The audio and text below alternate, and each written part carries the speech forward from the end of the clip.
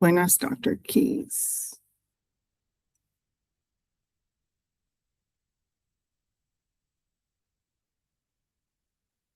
Wonderful. Thanks so much, Alex. I'll just make the typical joke that I always make, which is technology is great when it works. So I'm glad that we have the chat function available. We do have a packed agenda this morning, which is quite exciting. We have a couple of presentations from colleagues from different parts of the executive branch. So we'll start off with approval of the minutes. I will then give an update on the state plan for higher education. We'll then hear from Mr. Al Dorset, our Executive Director for the Office of Student Financial Assistance, who will provide updates on financial aid.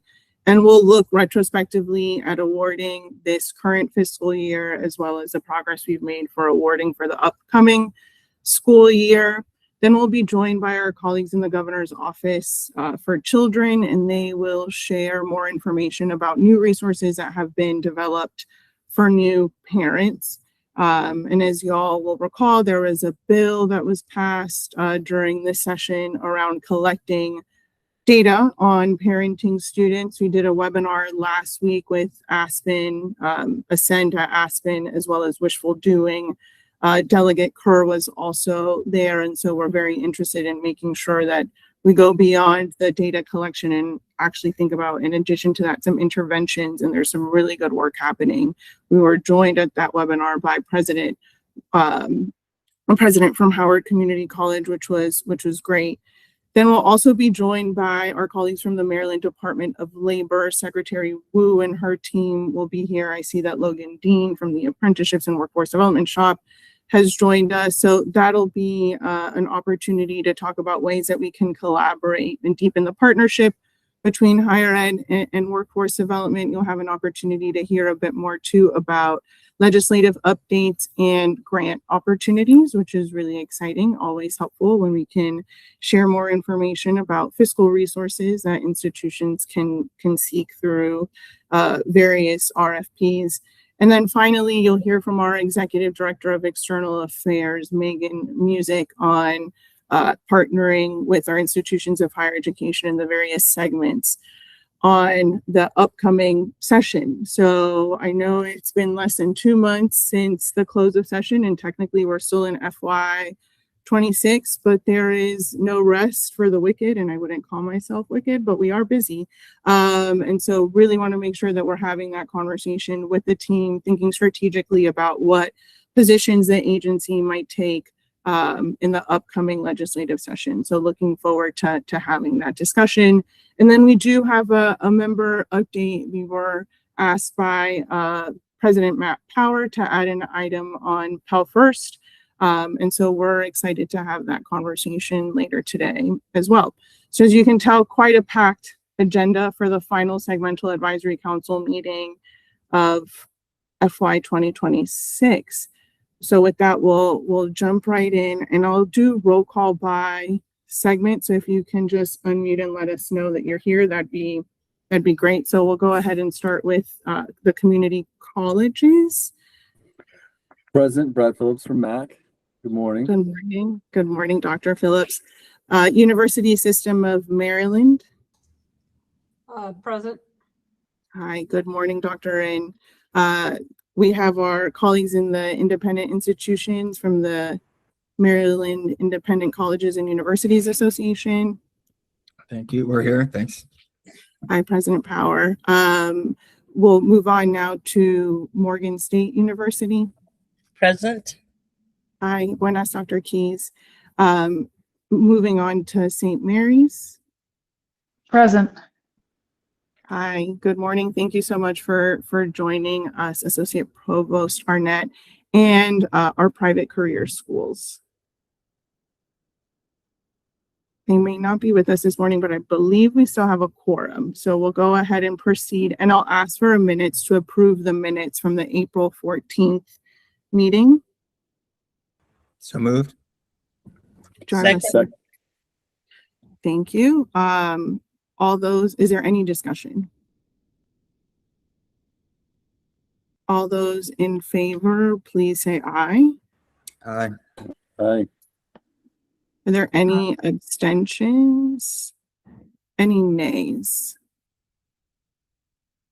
Great. The motions have been approved, and thank you to Miss Alex Wen for her partnership in getting those done, as well as sending the materials ahead of today's meetings. So we'll go ahead and jump right into the state plan for higher education. Before I move on, are there any questions regarding the agenda or any changes that folks would like to make? Okay, perfect. So I'll go ahead and share my screen. And I will turn off my camera just because I'm getting a little bit of feedback regarding the internet.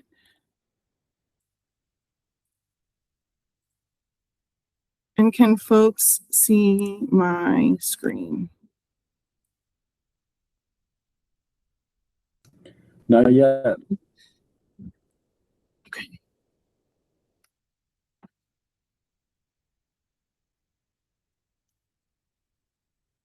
How about- Yes. Okay, perfect. Wonderful. Thank you. So this is we'll spend about 20 minutes or so on this agenda item. So this is a state plan for higher education. Again, really grateful. I always start this presentation with a ton of gratitude because it has been truly a collaborative process across so many individuals between our steering committee members, our working group members, individual interest holder meetings that we have had with different organizations. And so this has been quite a collaborative process. So why don't we jump right in? You are getting a preview in many ways of what will go before the commission. But just to remind us of why we developed a state plan for higher education, it is a statutory requirement. So we have to update the state plan for higher ed every 4 years. As you'll recall, we're required to assess the academic and research needs of the state and then assess the capacity of the individual institution, segments, and system to meet those needs, as well as setting long-term and short-term objectives. So we have tried to move beyond a compliance exercise and really lean into the planning process as a way to make sure that there is alignment on the direction of post-secondary education over the course of the next 4 years, and making sure that this is a plan that resonates with all of the folks that are in the ecosystem as well as those that we serve. So we brought a steering committee to just, walk through what the development process was. We brought a steering committee together back in July, and they met regularly throughout the summer and the fall, and then met twice again earlier this spring. We also had stakeholder sessions throughout where we met individually with different organizations, whether that was philanthropy, intermediary organizations that oversee different industry sectors. We met with individual large businesses and employers, community-based organizations throughout the state. And that was really helpful to have those one-on-one sessions. We then transitioned to having working groups this past spring. And so we had 3 working groups, each associated with the goals, and they met once a month between February and May. And we extended an invitation to members of the Segmental Advisory Council to join working groups. And some of you took us up on that offer, so thank you. And throughout this process, we have regularly kept the Maryland Higher Education Commission, so not the agency, but the commission itself, updated during our public meetings. Our steering committee was incredibly diverse. We had representation from across the ecosystem, and that included administrators, presidents, provosts. We had a few deans and faculty, as well as students and graduates. We had state agencies, whether that was the Department of Commerce, Labor, Education, GWIB, as well as the Governor's Office of Children serving on the steering committee. You'll recall that we also had folks like the Maryland Chamber of Commerce and the Maryland Tech Council sitting on the committee, which was incredibly helpful to have workforce and labor partners as well as industry and civic leaders be a part of the development of the state plan. So again, incredibly collaborative, lots of different voices with different experiences representing different sectors help to inform the development of this plan. At this point, I'm hopeful that you're familiar with the vision that we have agreed upon. And again, really thinking about the dual mission of higher education, making sure that we are contributing to our state's long-term economic competitiveness, as well as upholding all the work that we do to ensure that our students graduate as prepared as they can be to be engaged citizens and promote societal well-being here in Maryland and beyond. The steering committee agreed to 3 guiding principles that drove, the finalization of the goal setting, informed the way that we identified strategies and selected particular indicators.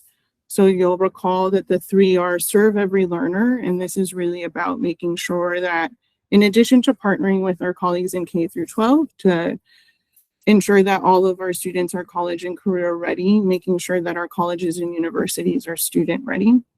Also, again, upholding our public mission and really working to drive public impact and value while championing collaboration and innovation throughout this process. So like I mentioned, these 3 principles actively drove the goal setting, the design of the strategy playbook, and the selection of the potential performance indicators. The 3 goals that we landed on, and these are shortened versions of the goals. So I promise the goals have not changed since the last time you saw them in April, just condensed them to fit into this slide. But the first is, again, increasing post-secondary attainment for lifelong success, making sure that we're paying attention to the number of adults in the labor force who have some type of post-secondary degree or credential, and making sure that our system is open to individuals who come and interact with post-secondary institutions more than once. This second goal, you'll recall that we moved away from particular language that did not resonate with our steering committee members and others in the field. So we came back home, as I would call it, to focusing on advancing social and economic mobility through post-secondary education. We know that students who have some interaction with education beyond high school tend to perform better than those individuals that do not have those opportunities. And then finally, leveraging our post-secondary ecosystem as a state asset for competitiveness and public good, recognizing that regardless of the sector, there is much that we can contribute to the state's innovation and research economy.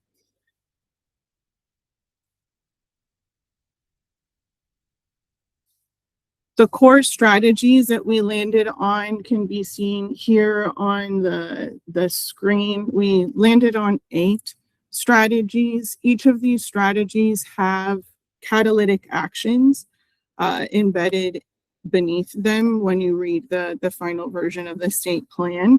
So the 8 strategies range from focusing on transitions from high school to post-secondary and beyond, really focusing on holistic student success and the wraparound services we know our students need in order to succeed, embedding future-proof skills in learning opportunities, whether those are AI skills or durable skills, but really trying to focus on making that available, particularly from an equity perspective, to all of our learners, regardless of their discipline. Strengthening connections between what we do here in higher education and workforce, talent, and economic development, advancing affordability, particularly for our most vulnerable populations, focusing on proactive advising for both career and post-completion success, designing flexible pathways that recognize that our learners interact with the post-secondary ecosystem throughout many points in their journey, sometimes while immediately after graduating from high school, sometimes when they're older, sometimes when they're parents, and sometimes when they already have a job and a credential but need some upskilling or reskilling in order to be fully mobile. And then finally, the last strategy is around fueling long-term economic competitiveness and public problem solving. Again, a deep amount of gratitude to the steering committee because and the working groups. These strategies have melded over the course of the past 5 months and really wanted to be responsive to the feedback that we received from steering committee and working group members. I can say with confidence that we addressed probably 90 to 95% of all of the feedback that we received, oftentimes taking language directly that we received from either steering committee or working group members and embedding that in the plan. The plan also includes potential performance indicators, and so we've included momentum metrics looking at retention, credit accumulation, and progression. Oftentimes, a lot of this work will focus on what we call lagging indicators like attainment and completion. So we felt like it was important to include those momentum metrics and again, change some of the potential indicators based on feedback that we received from our institutions and other colleagues and collaborators. You'll also see specific indicators around attainment and completion of credentials and degrees. We've added indicators particularly or specific to degree completion. So appreciate that feedback. And again, while we know that there is a relationship between attainment and completion, being very intentional about decoupling those from a measurement perspective due to the feedback that we received. We'll be bringing groups together to finalize the indicators related to mobility, return on investment, and labor market participation. A lot of that work will also be done in consultation with the Maryland Longitudinal Data System Center, who holds a lot of these data that we need in order to track progress on these indicators. And finally, the alignment with Lighthouse credentials and degrees, as well as other priority sectors like education and agriculture. So we titled these potential performance indicators intentionally. We did not want to be too prescriptive at this stage of the plan, but this did feel like an important part to at least start thinking about how we would measure progress on our goals by selecting a starting set of indicators. So where do we go from here? One, MHEC will continue to act as a strategic steward of this plan, coordinating with our institutions and our sister agencies and others around implementation. We believe that this should be work that's shared across the entire state. And you've heard me say that this is the Maryland State Plan for Higher Ed, not MHEC State Plan. So we want to continue this sustained partnership, and we'll have various working groups, whether it's to finalize the indicators or work to advance the strategies. Some working groups are already in place. We also have some learning communities that we will probably continue to grow and invest in. For example, we had that advising roundtable last week at Howard Community College. So in some cases, like I said, there may be work groups that get retooled to advance the state plan. And then finally, and this is something that we committed to at the very beginning of this process, continuous improvement. We will be, one of the reasons why this plan tried to balance between being overly prescriptive and then being nimble is because we know that things can change and we want to make sure that we have the room to adapt and respond to our environment.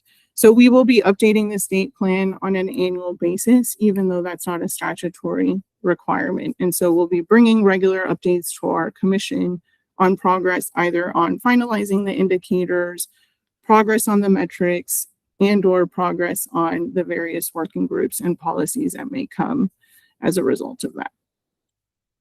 So with that, we will bring the commission before, or we will bring the plan before the commission on June 24th. We anticipate receiving a final version of the state plan with design, hopefully by the end of this week. And I will share an embargoed version with our segments for distribution. And then it'll be included in the commission workbook that goes out the week after next. So with that, I'm happy to pause and take any questions.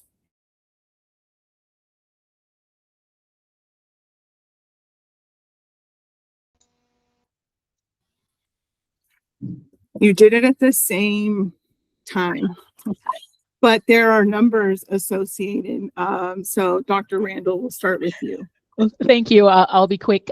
This is a great overview. Will your slide deck be available for us to take a look at? Because I really appreciate the overview and the time that you spent in putting that together.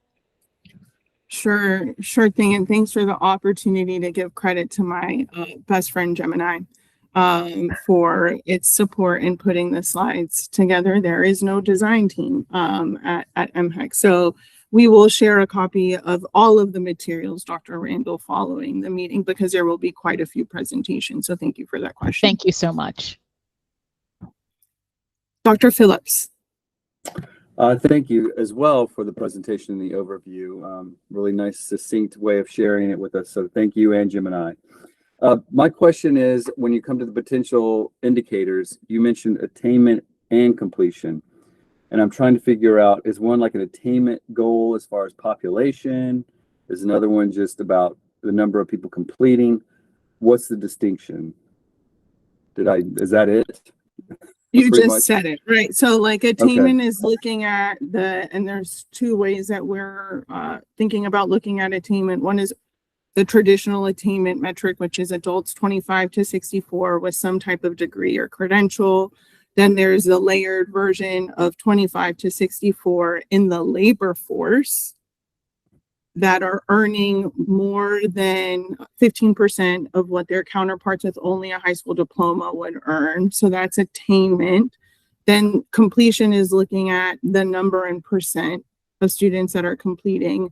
And then there's a degree production goal or indicator as well. So how many degrees are we producing in addition to the different types of certificates, whether they're professional or credit-bearing certificates. So there's attainment, completion, and actually production as well. So thanks for giving me the opportunity to highlight that, which is a new indicator that we've added as a result of the feedback from the working group sessions.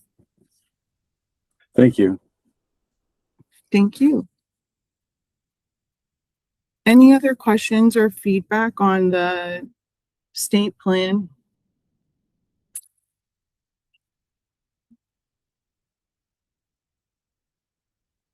Wonderful. I will take it that this means that everyone is happy to see it wrapped up. It's been 11 months of work, really excited to move towards implementation starting in July. So once we bring it before the commission, we have to send it, again, it's a statutory requirement to the General Assembly for their well, they'll just accept it, and then there's a few committees that we'll have to present to as well. So again, thank you to the steering committee. Several of you have been on working groups, so nothing but appreciation. And like Dr. Randall asked, we'll go ahead and send the slides out afterwards. So we'll now move on to the next item on our agenda, and I believe that that will be none other than my colleague, Mr. Al Dorset. Al, are you up on financial aid awarding updates for 26 and 27? Yes. And good morning, committee members. Let me share my screen real quick.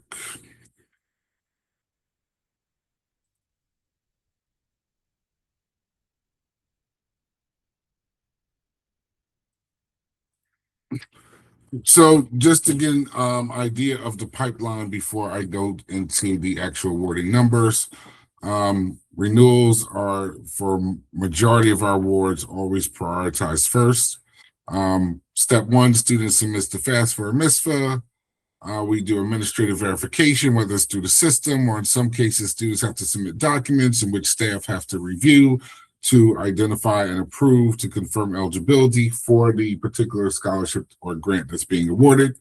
As students are identified as eligible, every student goes on the wait list as the current system is set up.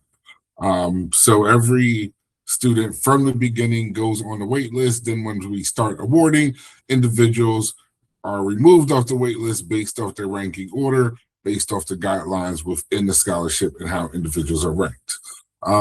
Students, of course, are awarded based off available funds. So as we award individuals, once funds start decreasing, or are limited, then we identify what students are remaining on the wait list and communicate with those students that they are on the wait list. Students that are awarded either accept or decline funds, or in some cases, no action at all. Usually there's a 6-week period in which students have up to accept their funds. They receive about 3 notifications, and then their awards are canceled if they never have any movement at all. And then last, once a student accepts their funds, students actually, or the institution actually certifies the student, indicating that they meet all of the enrollment eligibility guidelines, the institutional academic guidelines, and then they request payment for the funds.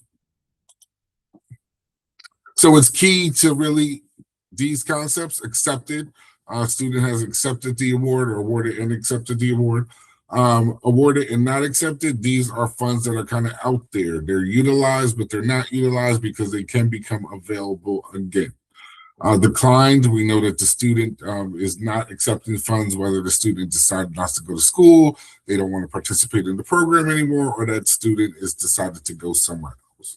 And then canceled is usually either the individual never replied to accept or decline the funds, or in some cases, a student has accepted their funds and later on the institution cancels the award because the student may not meet those enrollment guidelines or other reasons.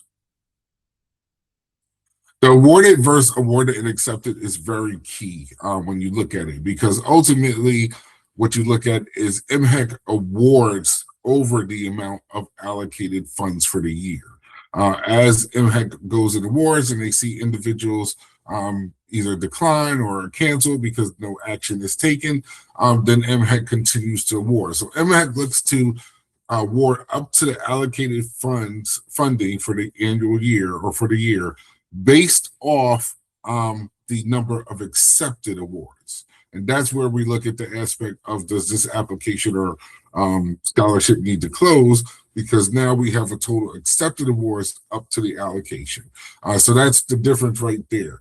Just an idea of it gives right here, where you see educational assistance grant renewals, you'll see the total awarded was 9 million or close to 10 million. However, total accepted was 8.5 million with an 85.8 acceptance rate. So when we look at the allocation, we look at how many eligible students, and when the program changes or eligibility requirements change, it's very hard to predict that percentage and how it's going to increase or decrease. Yes, ma'am. Thanks, Al. Do you have any sort of historical year data on GA initial acceptance rates? Like, has it been at 44? That used to be 65 2 years ago? And then can you talk a little bit about the outreach that you all do with the students? So yes, so we are seeing now that with House Bill 923 now being about, I think it's going into its 3rd year, we are seeing that percentage and how that percentage has changed. When it comes to outreach, we have our outreach individuals that are going out, but also working with the nonprofits, getting the nonprofits to help students understand the really benefits of the award, and for them to go in state. Ultimately it's every student's choice, but really working with them for students to understand, as well as working with MSDE, working with the high school counselors, for them to educate individuals. So outreach is across the board, whether it's us going out on ourselves and we just got our new outreach person, or us working with the nonprofits and the high school counselors to educate them, to help them educate the students.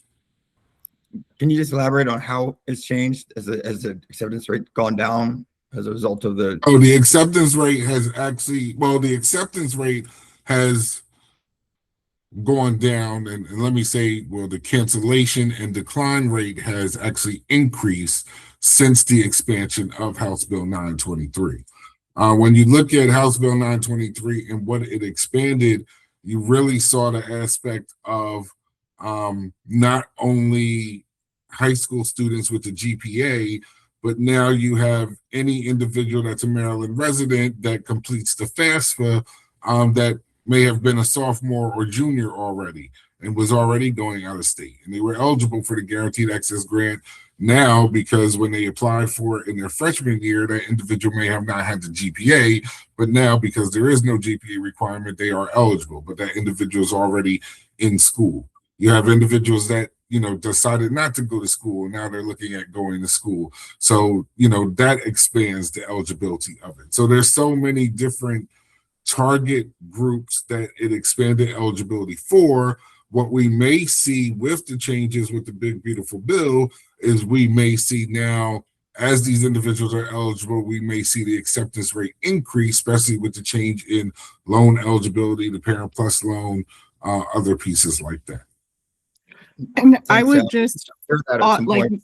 Great. Sorry. Matt, I think, no, thanks, President Power. I think those are the kind of questions that we're asking ourselves, and we've been looking at trend data. Sorry, Dr. Randall, and like not to weed out, but like wonk out. We had a student, thank you to Megan Music from one of our master's programs, come and do some analyses for us, and really kind of have seen things spike as of late, and trying to figure out what is causing that spike. Like, what was the intervention? Was it the introduction of the one app, for example, or was it changes in statutory language that changed eligibility? And we were half joking that maybe we need to start doing some discontinuity regression analyses to like really understand why that is the case. But so just want to say that we've been trying to understand that behavior as well. So one of the neat features of the new Maryland Student Information System, which is coming out later this fall, is we'll be able to understand better why students are canceling and declining the awards as well on the back end, but really trying to understand these student behavioral patterns, because they spike and then they're not, and then so many of them are not eligible. Well, many of them are. So just wanted to thank you. And those are exactly the kinds of questions that we're asking ourselves as we think about the future of financial aid in the state. Thank you. Thank you both. Dr. Randall. Thank you so much for this. I appreciate the wonking out, as you so stated. And maybe you're covering this a little later, or maybe this is part of what you mean by wonking out as well. Any information or any insight if you look at the acceptance rate by segments? Are you seeing any trends? Is that something that, as you continue to do your analysis, that you will take that into consideration as well? I'm just curious about that. Definitely. So it's not in here, but that is a piece of when we're doing our analysis, looking at segments. Even when we look at one of our JCRs is to identify potentially reducing the credits requirements for the GA for community colleges. So that is part of the research and analysis that we're looking into and the impact on it. Okay, thank you. You're welcome. So moving on to kind of FY26, and we have about 29 programs now, including the subcategories of programs. So I really wanted to hit on some of the major programs that we have. When we look at funds awarded, we look at funds awarded and accepted in this case, and then we look at funds. So when we're looking at it right now, we look at for the Educational Excellence Awards Program, and that's all the GA and EA together. About 103 million was awarded and accepted. 98.7 million has been paid, and the difference is 4.3 million with a 95.8% payment rate. What we have is that we always have at the end where some institutions may not have certified and request payments for students. With year-end closeout, what we usually do is we notify institutions that we are doing a preliminary close. That's where we stop the payment process. We reconcile the funding that we have now. Any awards that are in a awarded and accepted status but not paid, we identify as accrual funds. So we put that money to the side before we transfer any funds over or send any money back to the state. And then with the accrual funds, once we open that back up, we provide each institution with a list of students who have funds that have been accrued, for them to identify if those awards need to be canceled or if they still need to request payment for those funds. And we give institutions up till December in the new academic year to do the final reconciliation for funds for the prior academic. Right. On the previous slide, Al, I'm curious, because the Promise Scholarship is decentralized and you send the funds to the institutions based on Pell eligibility requirements. For the last two legislative sessions, the legislature has received numbers that look as though we have not fully awarded the funds, which in some instances, we're waiting for the second semester to begin or for some continuing education opportunities to be able to award financial aid. I'd really like to get an accounting of how that information, how we can get a better picture of reporting how Promise scholarship funds are being utilized by the community colleges, because I don't see it so far in your slide deck. So I'm just curious where they fall. Right. So because Promise is a decentralized program, I don't have it here on this slide deck.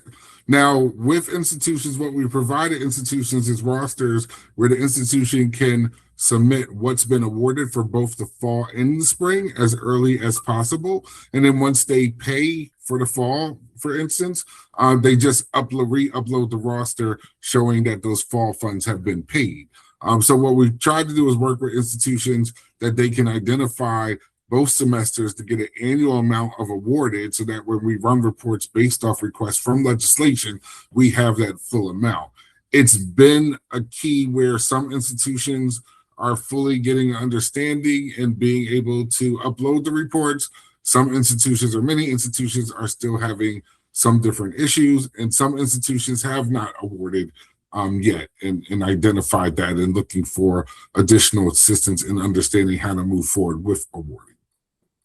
Well, I'd love to follow up with you so that I can get a full reckoning of how I can actually get colleges on board to figure out what they need to do, because there's no reason why those funds should not be fully utilized, even because of the statutory requirements. If the funding sent to one institution is not used, it should be redistributed to others. So there should be no world where that fund is being underutilized that I can see. So I just want to make sure that's the case.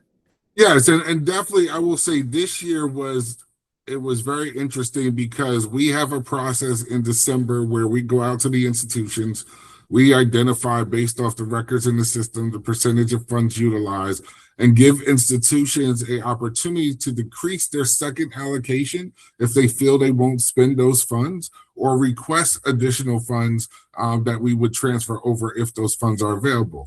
We actually saw 3 institutions participate in that process, where 2 of those institutions actually decreased their second allocation, and 1 institution actually requested additional funds. That definitely helped, because as the state reduced the Promise award or allocation, there was less money that we had to reduce from the institutions overall because of those requests for decreases initially.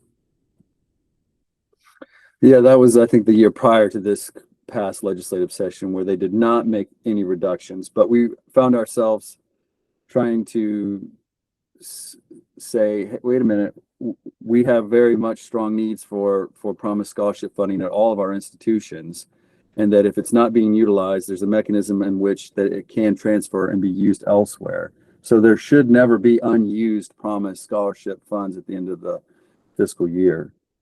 Well, I mean, what's your fund? So that was 2 years it's been reduced.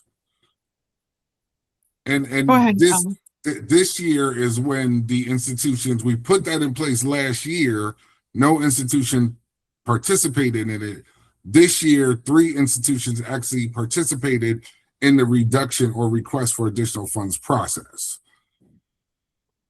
I would just add, Brad, we would love to, Dr. Phillips, have that conversation with you. I don't ever like to give money back, although I understand if it is necessary. Would also love to understand, how we can leverage some of these funding, like opportunities for apprenticeships and professional certificates, and trying to so I think there's a lot of opportunities for us to better understand the way that the community colleges are dispersing this fund. Is there a need for additional guidance? We have some insights, but again, I would love to get a sense of the apprenticeship conversation, non-credit professional side, and how we can support, for example, like continuing education colleagues really access resources that may or may not be something that they are used to seeing because they're not daytime programs, for example. So I think it's a great flag for us and something that we can definitely follow up on one-on-one. Thank you so much. I'd love to do that. Definitely would be happy to. So just a quick breakdown into our largest program when we look at the 103 million awarded and accepted, and a breakdown with GA initials, GA renewals, EA renewals, and next generation scholars, both initials and renewals.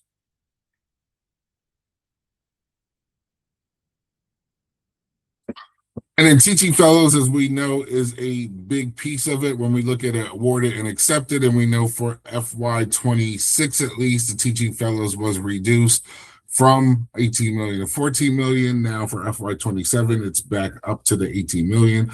But we awarded and accepted 13.97 million.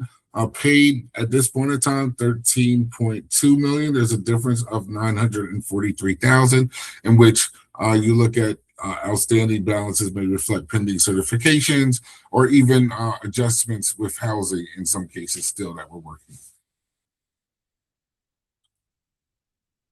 Overall, we look at that the both the EA program and teaching fellows has a strong percentage of individuals that are paid, over 90%. So we keep moving forward to get individuals paid. Driver that we see is there's a big difference between initial and renewal stability, where we have more initial students applying but not accepting their awards, and that's what we're doing analysis of more of why, compared to once we get renewals. Those renewals are locked in and continue to go.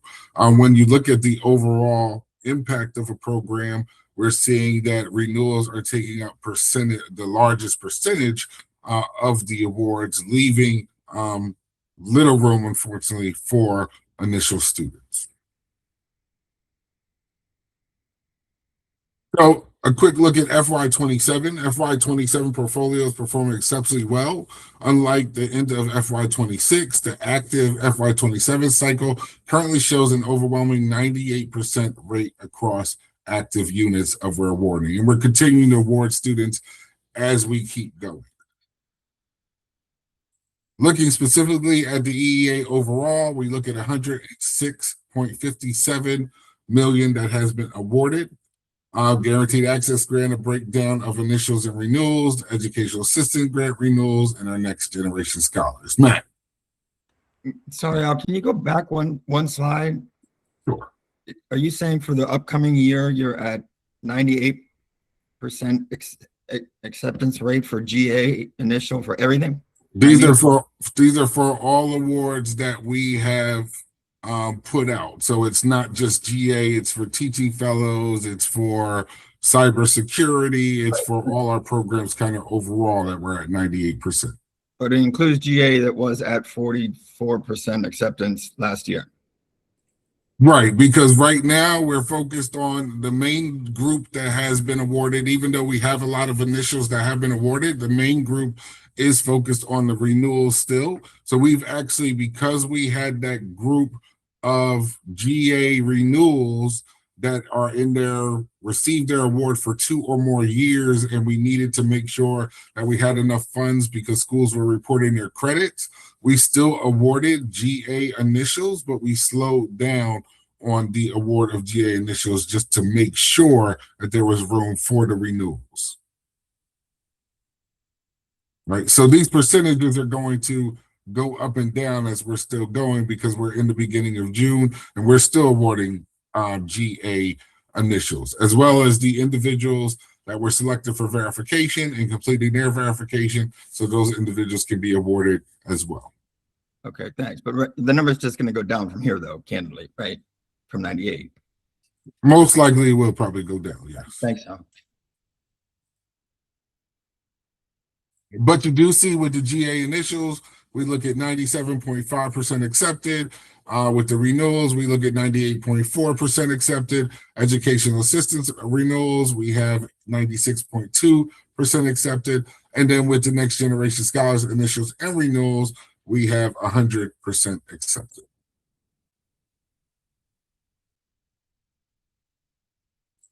Teaching fellows, when we look at that, we have 98.6% of the students actually accepted. With teaching fellows, we look at that the largest percentage was renewal students, which I believe came to about either, I want to say 13.9 million, with the remaining funds being available to initial students, but still having a large amount of initial students on the wait list because most of the awards are going to renewal students. And then just some information for the Veterans Scholarship, as well as our transfer scholarship. It's key to look at our Maryland Police Officer Probation Agent or Probation Officer Scholarship, where we see a 92%, 92.4% accepted. However, you're only looking at 202,000 awarded. So it's a few number of students that are still actually applying for the scholarship, where we've been doing a lot of outreach, but we're just not getting a lot of individuals applying yet. Secretary. Al, I know that, and I think it's important to focus on police officers.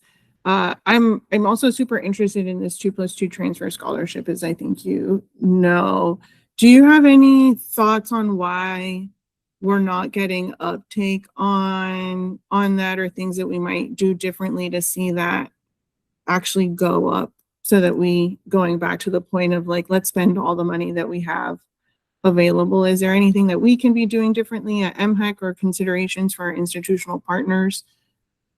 I think part of it also is the amount of the scholarship, which ranges from $1,000 to $2,000. So when you look at 309,000, that's a lot of individuals when you look at the amount of the scholarship.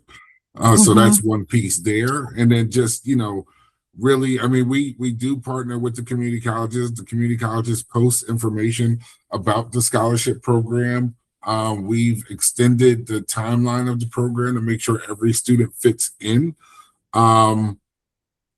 And I think that the more that we do outreach as we're moving forward, it will be stronger. But I do think the amount of the scholarship has an impact on the spending as well.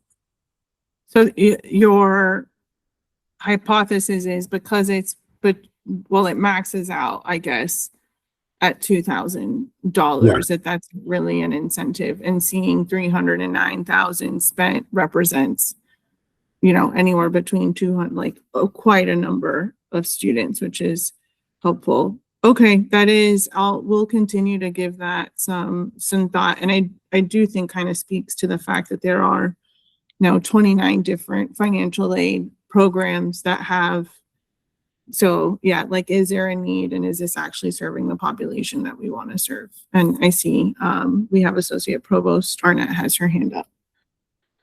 Yes. Yes, thank you, Secretary. I have two actually questions, one about the 2+2 transfer scholarship, and then also about the teaching fellows. I'll start with the teaching fellows. Given that pot of fund is anticipated to be back at the 18 million from FY25, is that likely to clear the backlog that has existed? I should say more initial applicants will be able to be prioritized, or will the individuals who are waiting for renewals still eat up the bulk of those funding? Individuals that are waiting for renewals are still eating up the bulk of the funding, especially since it was identified that regardless of the housing status, the scholarship covers an individual living off campus with parent or on campus. So if an individual is attending a community college, and that community college has a cost of attendance component of room and board with parent of $10,000, that individual would get tuition fees plus the $10,000 to cover room and board costs. All right. Thank you. And then for the 2+2 transfer scholarship, this is, I think, a logistical question that was fuzzy for some students who participated in dual enrollment and completed an associate's before high school graduation, and in some mechanisms don't necessarily get recognized as a true transfer student because they are also an entering first year and that degree was completed prior to or at the time of high school graduation. So I'm curious if there has been some of the friction point on implementation and using all of those available funds. So I have not seen that be a issue or concern where my team identified that anybody was ineligible for that. If the individual graduated from the community college, let's say that May, where they graduate from high school that June, as long as the individual showed that they were graduating from that community college and they had not entered into the 4 year yet, that individual was still eligible for the scholarship. I haven't heard of any complications where individuals did not meet eligibility guidelines because of that. Yet if you have any, please, definitely share them with us so we can look into it to more detail. Will do. Thank you very much. Appreciate that clarification. You're welcome. So last piece, really the driver of stability, the renewal engine, early FY27 operations successfully built by systematic renewals first. Making sure that individuals that receive the scholarship continue to receive the scholarship or grant funds, and then looking at available funds for initial students. That way, as we move forward and initial students become renewal students, we make sure that we still have those available funds for those renewal students before we add more money to initials and don't have enough funding. So I will open up to any questions from there if you have any.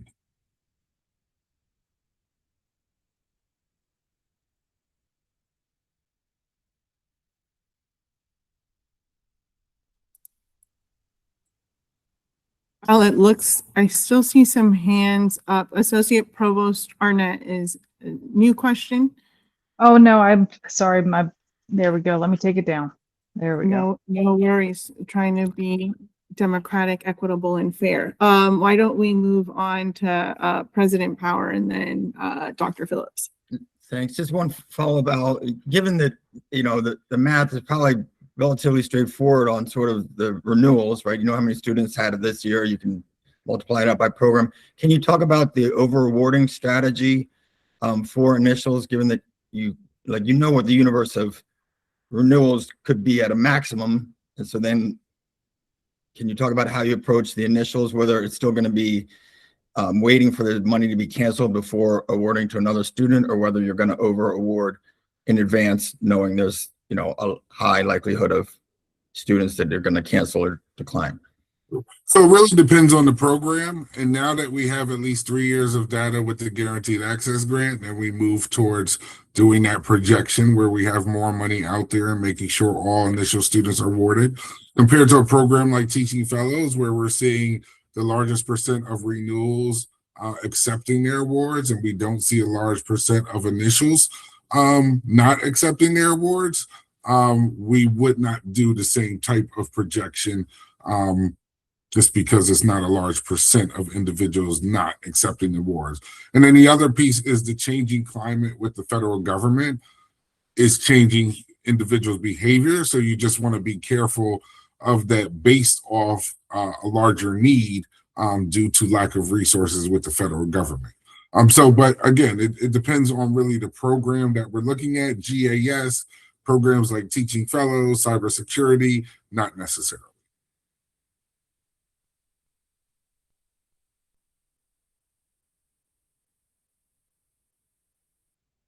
Dr. Phillips.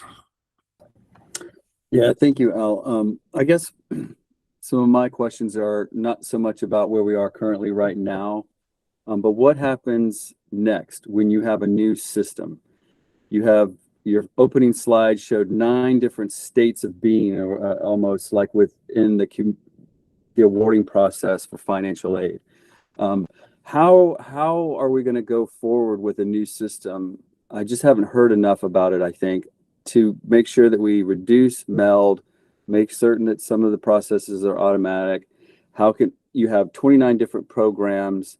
Some of the data you shared with us today are I don't really know what's always in the denominator when it comes to your awarding status. When it comes to 97% awards are made, how can we have an accountable sort of way of looking at all the different programs at the new system that you're about to implement, so that we know in a timely manner if there's resources left on the table, that I can notify my colleges to get that funding, to make certain that they're awarding the students because there's additional funds not being utilized.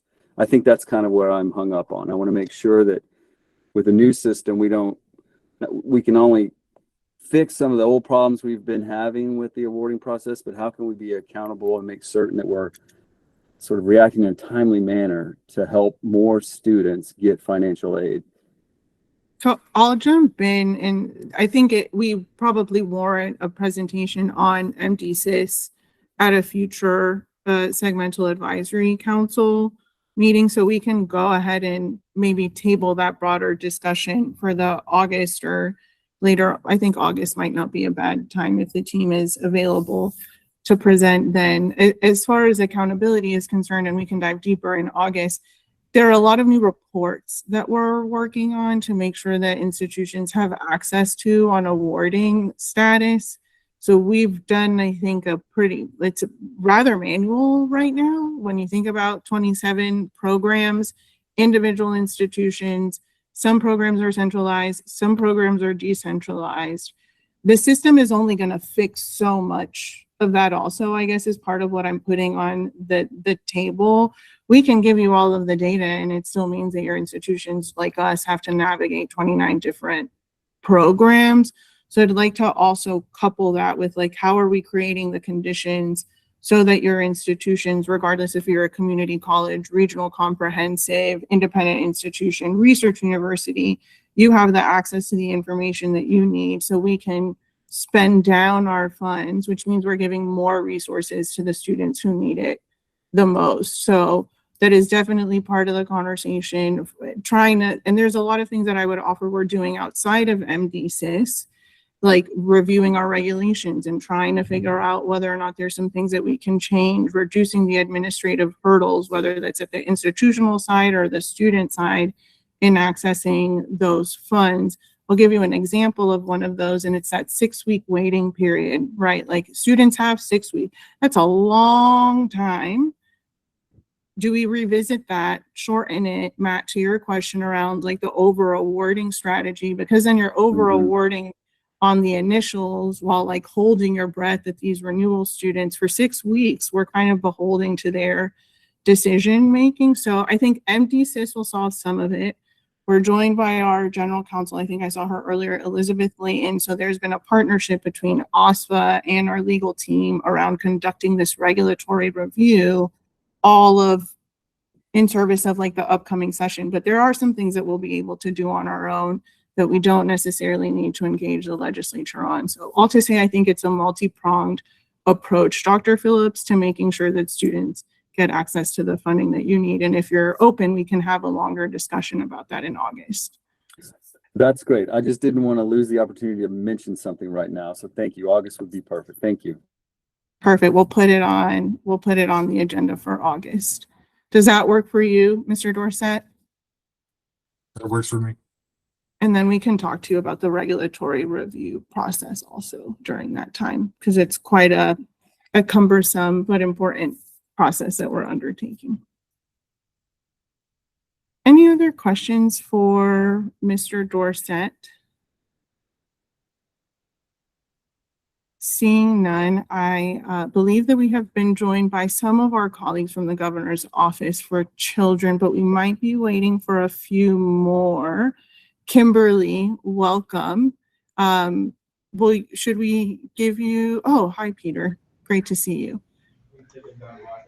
Hey, Elena, Madam Secretary, we are here, so we're ready to get started if you are. Perfect, thank you. So let me just express again, I love giving thanks because I think it's important to express our gratitude and appreciation. Our colleagues from the Governor's Office of Children, like I mentioned at the top of the call, have developed a resource for new parents. I do want to make a connection for the team. So I presented at the beginning of our call on the 2026-2030 Maryland State Plan for Higher Education. One of the strategies that we will be taking on is really thinking about holistic student success. So there's a few threads here around how are we providing those wraparound support services. At one point, we were calling it a whole of government approach to student success. So I do just want to make that connection. Is some of it is wraparound support services that are being offered at our institutions. Some of it is making sure that students have access to the benefits that they are eligible for, whether that's SNAP, WIC, affordable housing, childcare scholarships, Sunbooks. So we're working with colleagues across state government to make sure that we're paying attention to those special populations and the benefits that they're entitled to. Student parents and parenting students is one of those groups. Again, there's new legislation requiring a data collection, which our institutions are familiar with. There's also a plan that institutions have to develop and I believe publish by the end of this fall. So trying to make sure that we are breaking down the silos within state government and within our partners to make sure that we are giving institutions the resources that y'all need to support our students regardless of their background. So with that in mind, I'm happy to turn it over to our colleagues from the Governor's Office and the Governor's Office of Children to share a bit more about the new resources that they have developed for new parents. Great. Thank you, Secretary. And I want to give you thanks right back for just being a fantastic and wonderful partner to us at the GOC, especially on this issue, which is a high priority for us. So I'm just going to start, good morning, everyone. Thank you generally to everyone here for having us. My name is Kimberly Miller-Tolbert, and I'm the Policy Director at the Governor's Office for Children. I'm joined by my colleague, Peter Willenborg, who is a fellow with us from Harvard's Government Performance Lab. And I'm going to start with some framing and then kick it to Peter to share more specifics about this resource that the Secretary is describing. But just to say, really, Secretary, you couldn't have framed it up more perfectly for us. One of the governor's top priorities is reducing poverty, and an objective of that, a strategy of that, is making sure that people are aware of the resources and benefits to which they are eligible and able to enroll in them, able to access them. And so that's a core piece of our work here. We have a benefits access work stream. Thank you, Peter. Where our goal writ large, again, is to make sure that Maryland is the best place to live and people feel supported, people in poverty feel supported to move up and move out. And again, a key strategy of that is by promoting benefits access. And the sort of three pillars that undergird this are awareness, access, use, and utility. So a lot of what we've heard, particularly in coordination with our partners, including in enough communities, is that sometimes folks are simply not aware of what benefits are actually out there and available for them to help them. A lot of times they are more expert than we are on what's available and out there, but unable to access them for some reason. And then the third piece is use and utility, where folks have been aware they have access, but for some reason it's that last mile piece that they're not able to use a particular benefit. And so that is our guiding framework for how GOC and across the Moore-Miller administration that we are trying to, again, expand access to benefits and resources. So we have a series of projects that focus on this. I believe some of you may have partnered with us in our Earned It campaign, for example, in coordination with the Comptroller's Office, where we were pushing out information about the Earned Income Tax Credit and Child Tax Credit, and then again, pairing that with resources for people to actually claim those important credits. But here we're working with new parents specifically because I think, and I will say I am soon to be a new parent, so I am sort of living policy in action in this. It can be a very overwhelming time. And people, I think, who again maybe were not aware of certain benefits, or not aware that they'd be eligible. Now, one, they're maybe more receptive to learning about them, and two, there's maybe a particularly higher need and receptiveness to receiving these benefits. And then also they're, part of our guiding framework is meeting people where they are. And so there are a lot of places where we know pregnant people are. I could tell you my own doctor's schedule and various other visits, baby classes, etc. And so what we've done here is, this slide here just shows some of the sort of underlying data that's really informing our work. So I think it's really interesting to see, of course, that nearly half of births across Maryland are covered by Medicaid. And a lot of this population and others, what we've seen in the data is that as people grow their families, that can be a really particularly vulnerable time for people to either enter poverty, families to either enter poverty or plunge further into poverty. So again, trying to find a way to reach folks, find a resource that can at least start with that awareness piece, tie them to resources to enroll in various programs, and then tackle the use and utility piece as well. This again issue is near and dear to my heart for many reasons. Another reason, my mother was in grad school when she had me, and I think something like this would have been such a helpful resource and connection point for her. And so, these access to key benefits, they help to reduce poverty, increase family resources during this moment, and contribute to better maternal and child health outcomes. So with that framing, I will turn it to Peter, and I'll also just say, across our office and our benefits access work, we'd love to partner with this group here on this issue and beyond. So please, we hope you will help us push this resource out, but please consider us a resource and connection point as well. But with that, let me turn to my colleague, Peter. Amazing. Thanks so much, Kim. And thank you, Secretary, for having us. It's good to see you all. As Kim mentioned, my name is Peter Wellenborg, and I'm a fellow with the Governor's Office for Children. Also, as Kim mentioned, particularly focused on expecting and new parents as a priority population.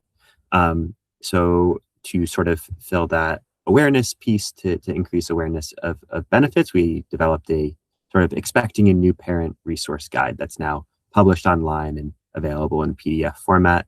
I guess to add on some additional context for the impetus of kind of why we particularly developed this new resource, had a sort of series of conversations throughout the fall with several state agency teams that are running programs that are specifically targeted for expecting new parents or could benefit expecting new parents. Learned a lot about how there are so many really strong programs and resources out there that can support this population, but they're sort of spread across agencies, which can make it harder for families to know and access all supports they may be eligible for and could benefit from, as the Secretary sort of alluded to, with sort of breaking down silos across agencies. We also heard that staff often feel best positioned to refer to different programs that they know particularly well, often within their own agency. So in response, we developed this centralized one-stop hub that pulls together information on key state resources and benefits for expecting new parents and their young children, particularly targeted to expecting parents and parents of children under 5. We hope it increases awareness and uptake of these state benefits and resources by making it easier for families to navigate different supports and providing staff with a sort of quick cross-agency tool so they can confidently connect families to many different kinds of supports that meet their unique needs. So what's on the screen now is just a virtual hub that is online at maryland.gov/newparents, and I can drop that link into the chat as well. I can refine the screen. Okay. So here is the link.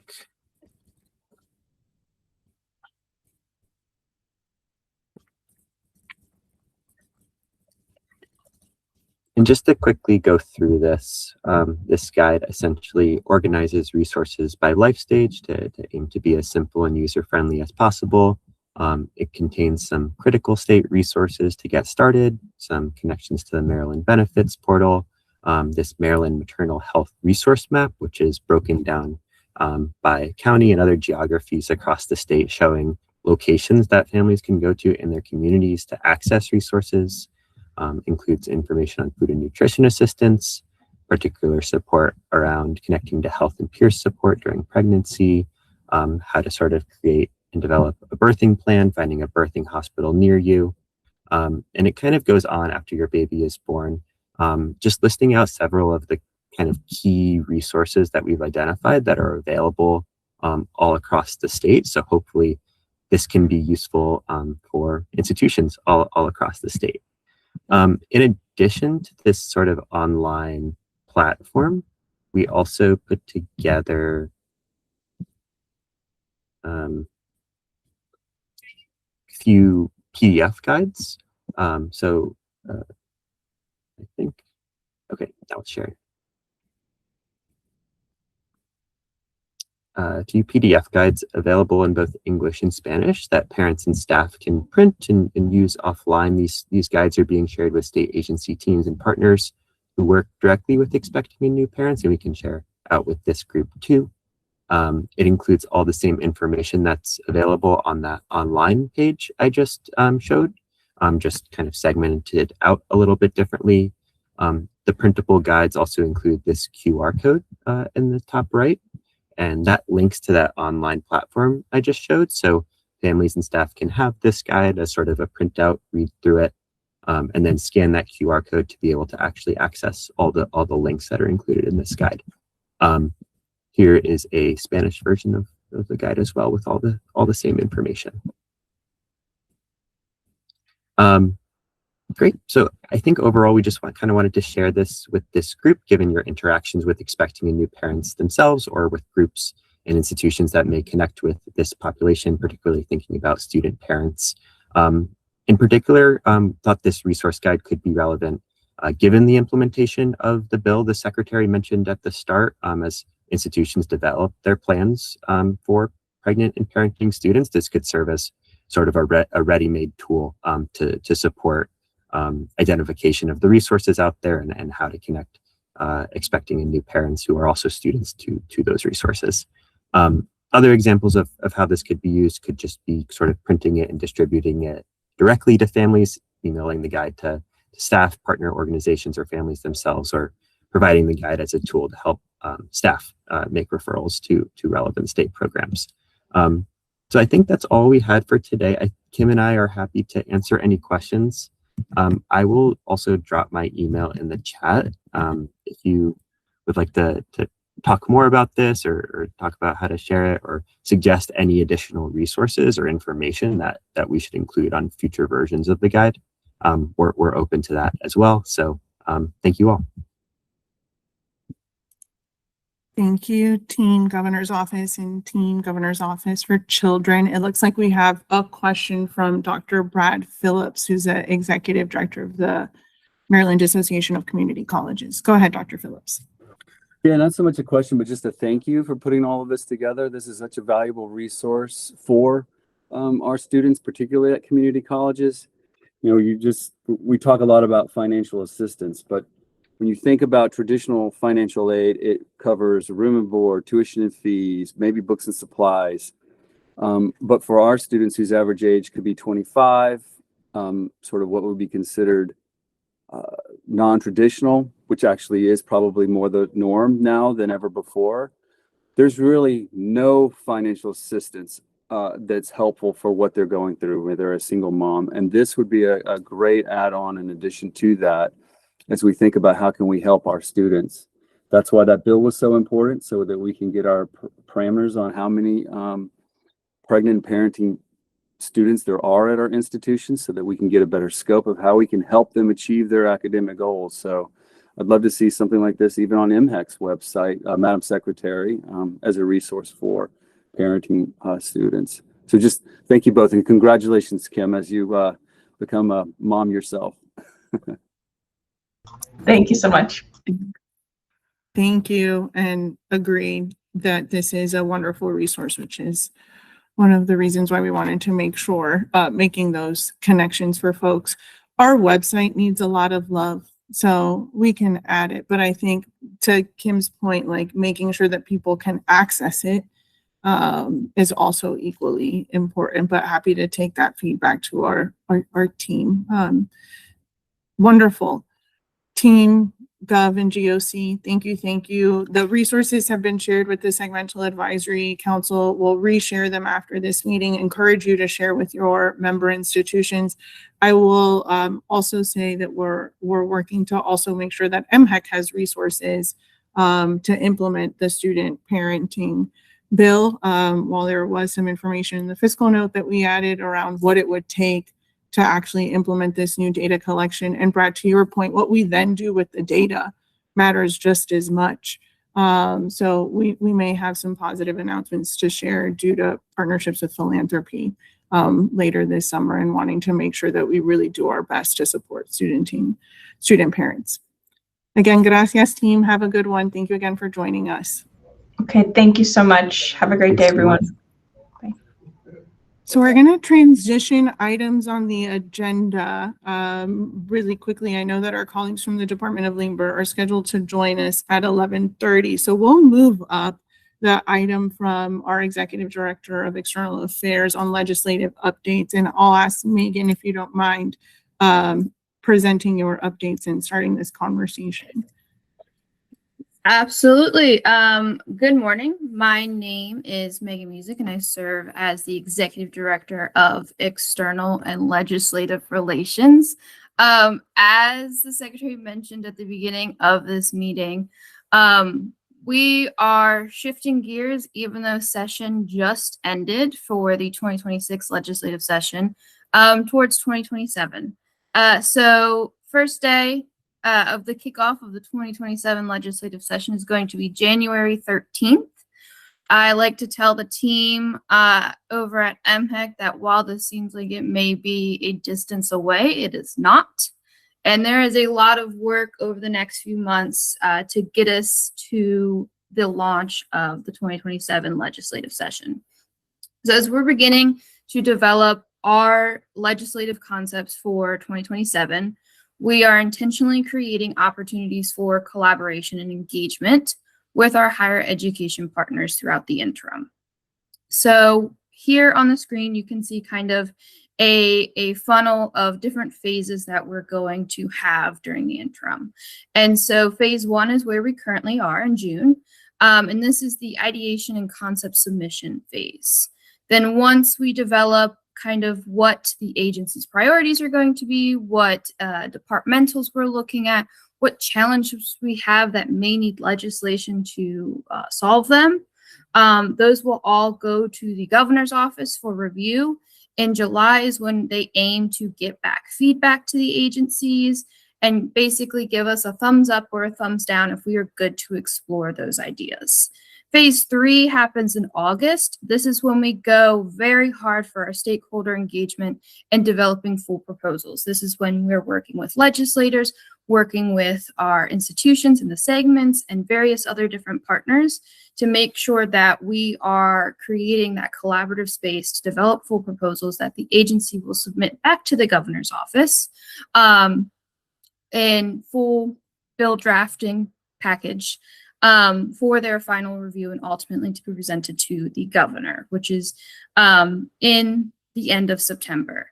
So that's kind of just a brief overview of what that process will look like, but kind of highlighting on that too often legislative proposals will only enter the conversation once language has already been drafted or positions are solidified. So within MHEC and through the work of last legislative session, we are trying to shift that approach by encouraging segments, institutions, our external stakeholders to bring forward ideas, challenges, emerging issues, potential policy solutions early on in the process. So beginning in the summer, MHEC is going to be conducting its internal concept development discussions and its legislative planning efforts. And so how we are working internally is we have opened it up to our different teams and units and basically gave a very similar presentation that stated what issues or challenges are you seeing within your units that may take legislation to find a solution, and taking in all of those ideas to then go through review before we develop the concepts that will get submitted to the governor's office. We want to say that we're also welcoming institutions to engage with the agency throughout this process as well. So it could be a challenge that is affecting students, a workforce development opportunity, a regulatory concern, or kind of just an innovative policy idea. We would love to hear about it early so we can all work together and map out what that could look like. And so the goal for us and the conversation today is not to just say we're collecting proposals. Again, the emphasis here is on creating a collaborative space where all of our external stakeholders, along with the agency, can discuss the ideas, identify the impacts, value the implementation considerations, and determine, is this legislative, is this regulatory, is this operational, or is this budgetary, to kind of guide us, but also guide the conversations we have with the legislature. And we do view our institutions as critical partners in shaping this landscape, and would love to hear about different concepts and engage with us throughout the interim as we prepare for the 2027 legislative session. And kind of the concept here and what shapes some of what we are thinking about is that once the agency develops ideas and it goes to the governor's office and the governor then reviews, there are 3 different options for that concept or proposal, and that consists of, it could be an administrative bill where it gets pulled up to be a part of the governor's agenda. It could be a departmental bill. For example, MHEC had HB 231, which was a departmental for the decentralization delay by 3 years, meaning that usually it's the chair of the committee that will lead the sponsorship, but the agency is the primary individual responsible for pushing that bill. But then there's also membered sponsored bills. So these are individual legislators where the governor's office may not think that the agency should be leading the work, or would like to partner with the legislator on it and essentially give over that bill proposal to a legislator. And then it's a partnership between the legislator and the agency for pushing the bill. So those are kind of the 3 different topic areas, mostly out of the agency's control and mostly within the hands of the governor's office, but just to set context to the different avenues of where proposals that come out of the agency could go and where we could see them.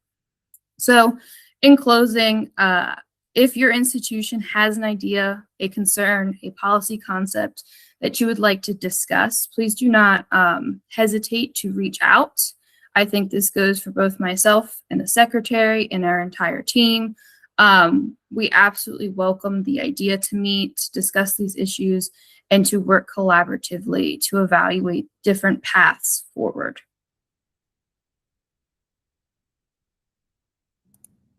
Thank you so much, Ms. Music, for that presentation. Again, the theme here is we are open for business, and that business is collaboration and partnership with our segments.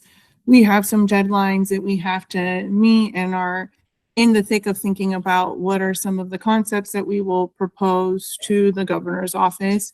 There's some conversations that we have had either individually or in my meetings with your presidents and with your segments I think we have, not I think, I know we have a stronger opportunity of passing complex legislation when we speak with a single voice as a post-secondary ecosystem to the extent that that is applicable. So again, would love the opportunity to partner. We will keep members up to date of the legislative agenda that we will be developing and pursuing. There are several things that I think will not be a surprise to many of you, including around affordability and financial aid. So if there are other ideas that you have that you would like to pursue in partnership with us, please know that we are open for collaboration. President Power. Thank you, Madam Secretary, and thank you for the offer of collaboration and just putting this on the radar early. That's certainly refreshing and helpful and appreciated. I think the other half of the equation, I think on our end would be, it was a tough legislative session this past session for MHEC, and you have a lot of reporting requirements. You have a lot of things that you need to get back to the General Assembly on, and having us as a resource or offering ourselves as a resource to you as you prepare those reports and as you sort of formulate not necessarily your legislative bill agenda for next year, but your defense of all the things that you're putting together to get back to the General Assembly on. If there was a way that we could have some sort of regular cadence to hear where you guys are on those sorts of things, I think it'd be helpful for both sides. And again, really appreciate the collaborative nature in which you're offering the legislative agenda, and hopefully we can do that on the reporting agenda as well. Thank you. Great point, right? Like we now have 62, if I think that number is right, Megan, 62 reports that we have to submit as an agency. 4 of those are tied to, is it 1.2, 1.4, $1.6 million in withheld and restricted funds. There's one report, right, that is $1 million alone. There is one report that we will not author, but will be written by the Department of Legislative Services on the future of OSFA, in which they will be connecting with all of the segments. And so would love to strategize in that vein as well. We do present regular updates to the commission on our reporting status, particularly on those 4 reports that are tied to withheld and restricted funds. So happy to bring those updates to this group. And what we can do in the meantime is, Megan, I'll ask that when we share the final version of the materials, let's also include the May legislative reports update to the commission in response to President Power's inquiry. And then we can just plan on adding this as a standing item to the future meetings, and we'll present the next update in August. Please know that while there are dates that are formally set in the budget for when these reports are intended to be submitted, so the deadline, because they are withholding funds, we are actively working to submit them ahead of deadline to the extent that that is feasible. So all of the things, right, to Megan, this infrastructure did not necessarily exist at the agency beforehand. Last week, not to get into the wonkiness again, but in full transparency, we had reports trainings with all of our major units to make sure. One of the things that was happening, but not the only issue, was that our reports were being rejected because they weren't necessarily following the same format. So that's on us, right? Like if there is a template that we need to follow, then we need to create the conditions for our staff to be successful in completing these reports. So there's a lot of work around internal organization and operations to make sure that we are in a good position going into the next legislative session, because it was intense 90 days earlier this spring. Thank you for that suggestion. Thank you so much. Thank you. Any other questions or comments or feedback for Ms. Music?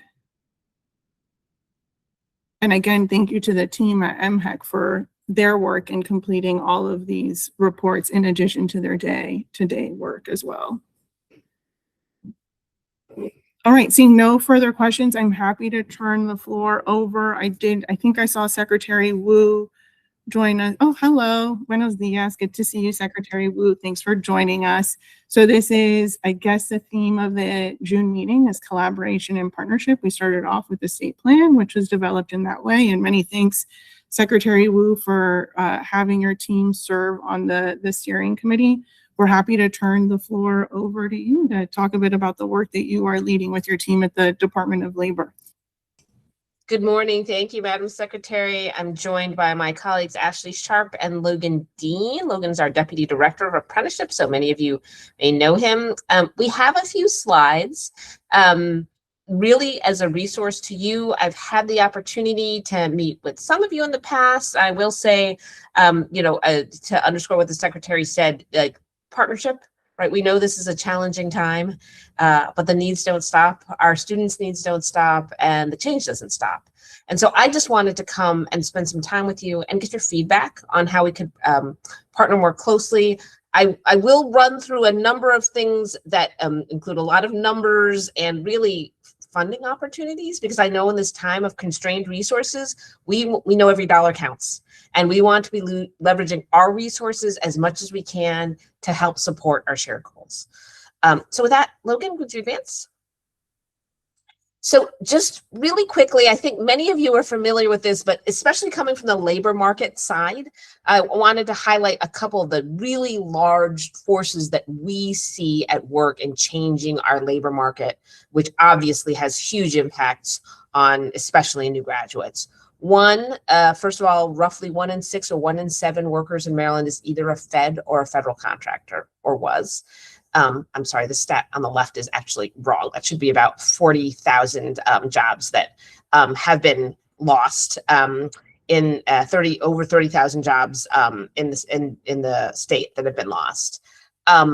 Entry-level roles are shifting, especially for younger workers. We are seeing some contraction in those jobs, and that's in the middle. And I think many of you are seeing that. We are also seeing the gap in employment differences between people without a college degree and with a college degree narrow.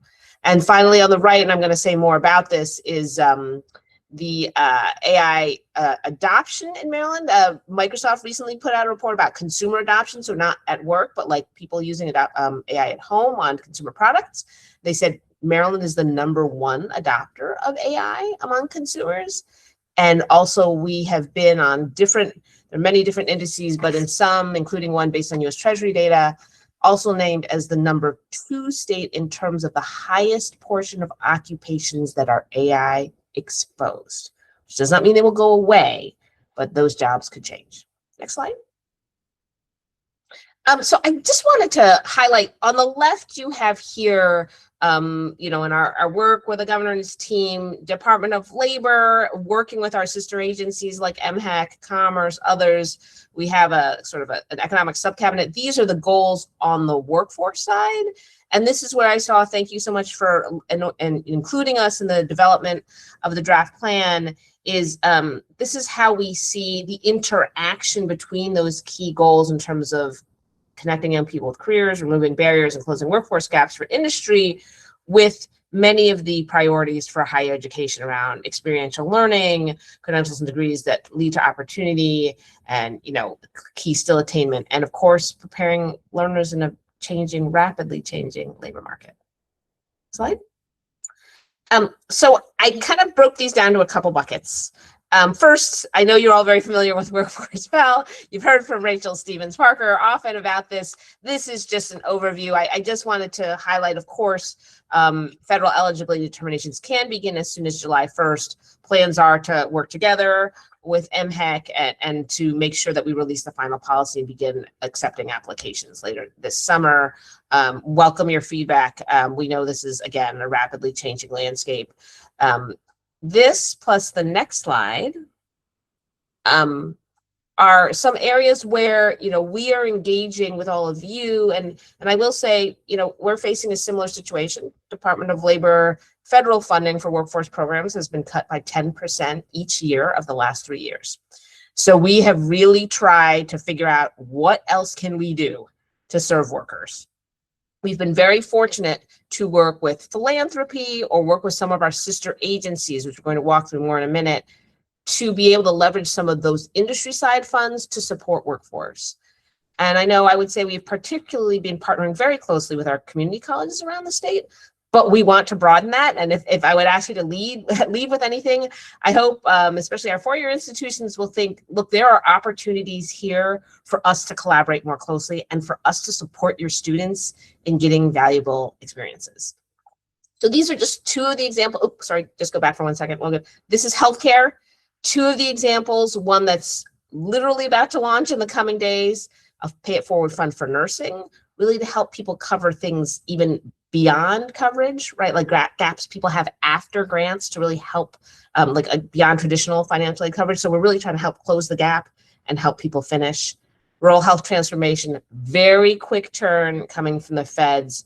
We'll be looking to expand apprenticeship, a number of allied health roles, but also there's a focus on some of the higher level advanced practice positions, doctors and nurses. And so I want to call that to people's attention because that is something that is new, and especially for institutions in rural communities.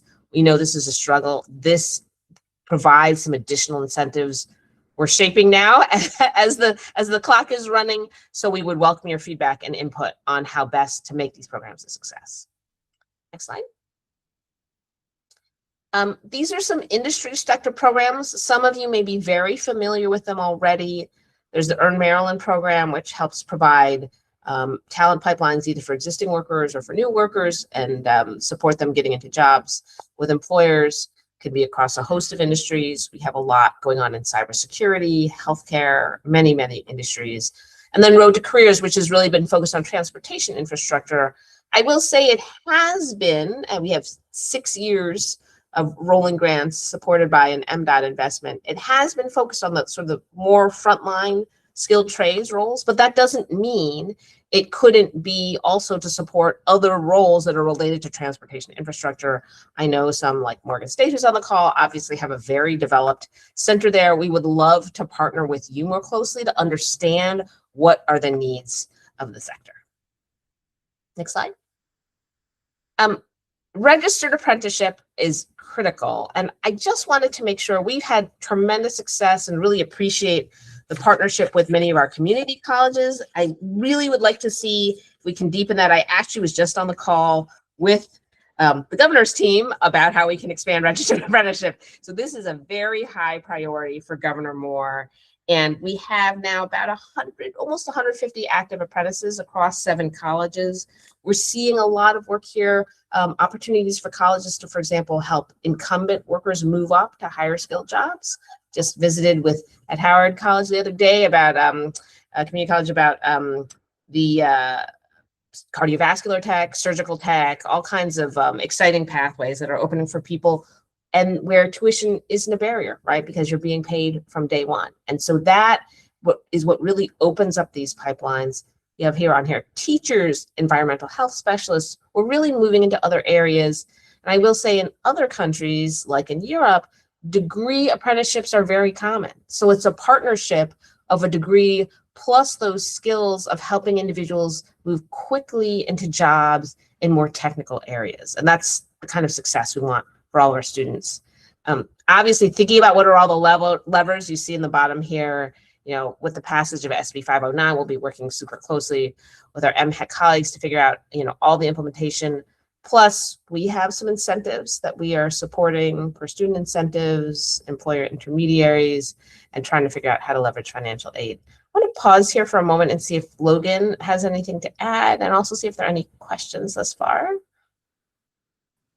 Yeah, I'll just add quickly that we have about 2,000 employers across the state who participate in apprenticeship. And a part of that participation is that they send workers out for training elsewhere. Our first line for that training is always community colleges. That's our first call and our first partner. And all 16 of our community colleges in the state are doing apprenticeship in some way. Some are sponsors, some are just instruction providers, but there's a ton of potential to increase that pool as we have more and more companies coming forward looking for local training. And so I think that the more we can activate Workforce Pell and Promise and some of these investments, we can bring those companies in and then bring with them the students and the employees that they're training. So there's a tremendous opportunity, and as the Secretary said, a big priority for the governor. So there's lots of space to grow in the world of apprenticeship. And I do want to, because we are expanding to grow in other non-traditional fields, teachers right here, healthcare. We have a number of different initiatives. Continue to push on cybersecurity. Some of our community colleges have done a great job there. And as AI comes into play, like in some ways, AI is sort of the definition of the learn and earn, because the tools are changing so quickly. You really have to be applying them on the job. So please reach out to Logan. I didn't put your personal email and phone on here, but I'm sure he'll be happy to share it. We really want to partner with you. We have a whole team that's here for you to say, I'm interested in these things. I'm getting asked about these things by students. How could I incorporate an apprenticeship into an existing program I have? We'd be delighted to help you with that.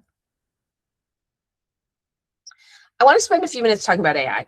And some of you may have seen this slide, but this is a Maryland-based source of job postings. And so we see, what does AI exposure mean? What we're seeing happen, and you know, we kind of all extensively heard this and have heard it through the news, but you see the drop in entry-level occupations. You've had some overall nationally because of softening and changes in the economy, but you're really seeing in the AI exposed occupations, much more of a fall off in entry-level job postings. And I think that's something all of you are hearing from your new graduates, or at least concerns about this phenomenon, but we are seeing it. It does mean that we are still seeing demand, in some ways even more demand, with slightly more experienced roles, because now the business is saying, I think I can get a lot more productivity if I have someone with experience who can also use AI tools. So that brings us to the next slide. Oh, actually, this is one more thing on AI use. So remember I mentioned at the top that Microsoft just 2 or 3 weeks ago issued this AI diffusion report. This was the diffusion by county. Again, consumer side users are not using it at work, but using it in some other way. And of course, not surprisingly, in counties with higher professional scientific employment, we see more, but also the college-aged residents, right? And college institutions, like we see, and you see it nationally, higher ed institutions are a key part and a key hub of that AI adoption. We do see a big gap too, you know, all the way from 43+% in Montgomery County, less than 20% in Baltimore City. So trying to address this gap, and you are a key part of that equation of providing that AI literacy and fluency to our students and our communities, is going to be critical. Next slide. So we have a state workforce strategy. You know, we all love our strategies, our different pillars. I don't want to go into this in detail, and I'll talk about some of the specific efforts on the next slide, but I just really wanted to highlight, in case you all haven't looked at it, that preparing all learners and educators is a key pillar of the strategy.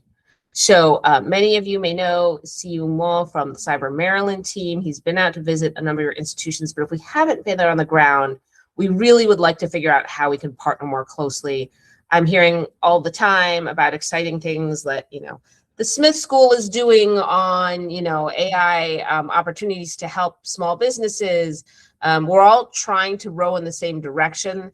These are some of the examples, and obviously we'll be working very closely with MHEC to determine, you know, validate program demand, align programs, working on AI fluency.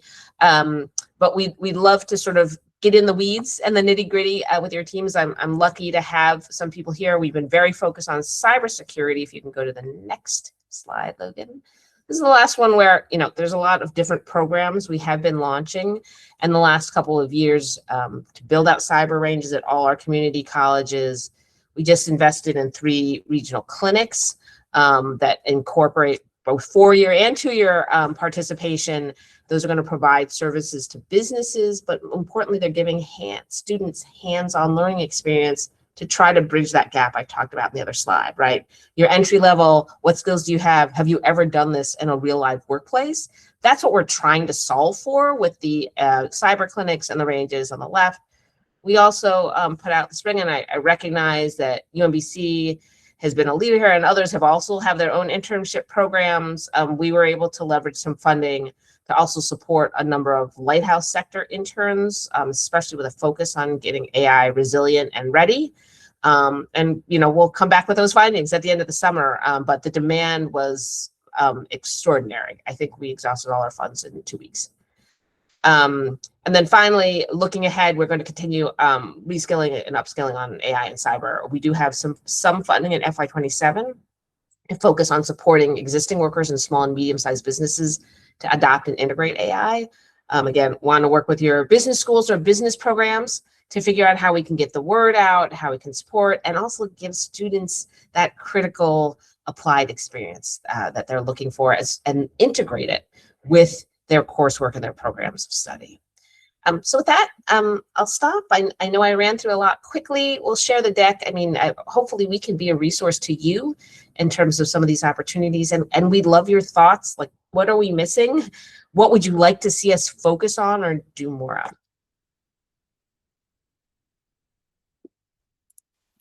Thank you so much, Secretary Wu. Appreciate the time and the energy and, work. I was just telling the Segmental Advisory Council earlier that we're so excited to be done with the development of the plan and start focusing on implementation. It was really helpful to see how the strategies in our plan intersect with the workforce strategy, obviously trying to be complementary and move forward together. So appreciate the presentation. And it looks like Dr. Phillips, you have your hand up first and would welcome comments from others. You did miss, just to flag for you, a conversation earlier on promise utilization and trying to better understand student behavioral patterns, not wanting to necessarily give money back to the general fund if we know that there are available needs, which in this case, I would argue we can use it for the professional certificates, apprenticeships, and other programs that we know align with the workforce strategies that you just detailed. So thank you for that steer as well. Dr. Phillips, with that, I'll turn it over to you and then we can turn to Dr. Randall. Well, just want to say first, thank you so much for the strong partnership with the Department of Labor, all that you're doing to help with cybersecurity, how we're building AI into that as well, and the apprenticeship model, all the work ahead that we have to do. And now here's the one thing that I have to say that bugs me the most when we discuss AI in particular and how it exposes us, how we're at risk. And I would just, part of the problem is being in higher ed is how do we engage with the labor market to say, can we use AI instead of a means to cut costs, not hire income or entry-level workers and train them on how to use these tools? How about we figure out a way to use AI to grow and strengthen your ability to have a greater return on your investment, on the workload, instead of cannibalizing that funding by not hiring people and using AI. That's just a recipe for staying stagnant or even worse, instead of growing economically. And I'd love to be able to integrate that sort of thinking when we discuss that with employers, maybe Maryland Train. I'm not sure. I just think that we've got to get on top of some of the hype. There's so much hype around AI and it's a lot of white noise. But if we could help businesses understand that we can train whatever they're looking for entry-level workers to utilize AI and then become, pathways to becoming even greater assets for their industry. I think that's kind of the thing that I'm trying to figure out how to navigate as a segment myself. Mm-hmm. I absolutely agree. And I think that's, so we'd welcome sort of like more detailed, maybe we can do like a listening session or something on MD Train in particular and how to use those funds. And we are talking with a lot of philanthropic organizations too about it.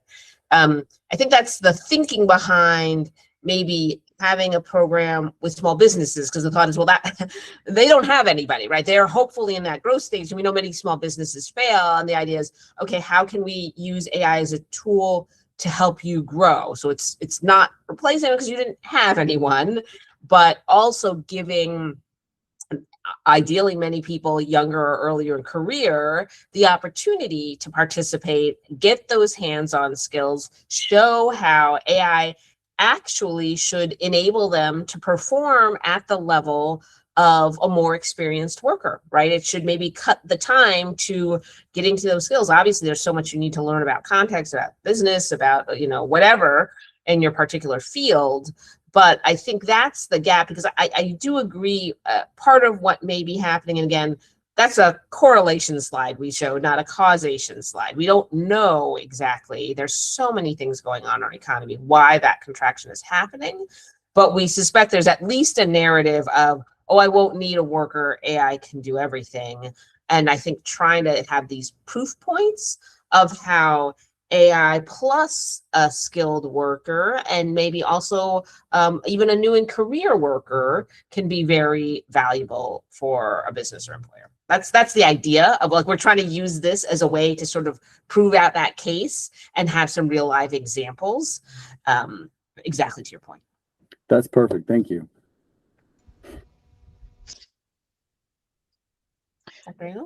Secretary Wu, thank you so much for your presentation. It's just thank you so much for causing it, showing the Cyber Workforce Accelerator with our community colleges. We really appreciate all the support that you've given us. I was at a cybersecurity conference last week and had a chance to speak with colleagues across the nation, and one of my conversations dealt with looking at the rise of entrepreneurship, not only within the space of cybersecurity, but in general. And I was wondering, as we're seeing less, the less opportunity at the federal level in the state, are you also seeing small business development? So what does that look like? Are people going out and saying, the heck with the typical 9 to 5, I want to do my own thing? Are you beginning to see that? And in what sectors are we seeing that as well? Thank you. We absolutely are. I cannot tell you the sectors off the top of my head accurately, but if I remember, there is quite a bit still in professional and scientific, right? Like there's been a lot of fall off in employment there, but I think because that's a lot of feds and then federal contractors, right? When the federal contracting ecosystem and the research ecosystem, as you all know, changes, that has tremendous impacts for us in Maryland. But we definitely are seeing small business generation and growth. And I think that's, again, another reason we're thinking of MD Train. And like I said, I know the Smith School has an effort. I know there are others who are working on this because AI can really enable entrepreneurship, right? If you're just one person, like you don't have an HR person, an accountant, and all these things, or you don't have money to pay for those things. So leveraging tools as much as you can to at least get you started. I think there is a lot of potential there.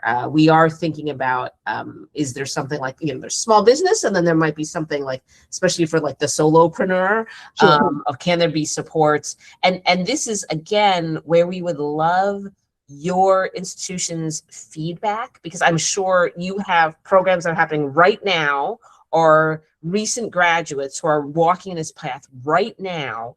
What would be most helpful and a package of offerings like that, right? Like, what do people most need? We did a survey and we heard from a lot of small businesses under the Governor's Workforce Development Board that they say, I don't know how to use these tools. I know they're out there, but I don't have time and I can't figure out how to use them. So like, I need some more basic help in understanding what's available and how to access it.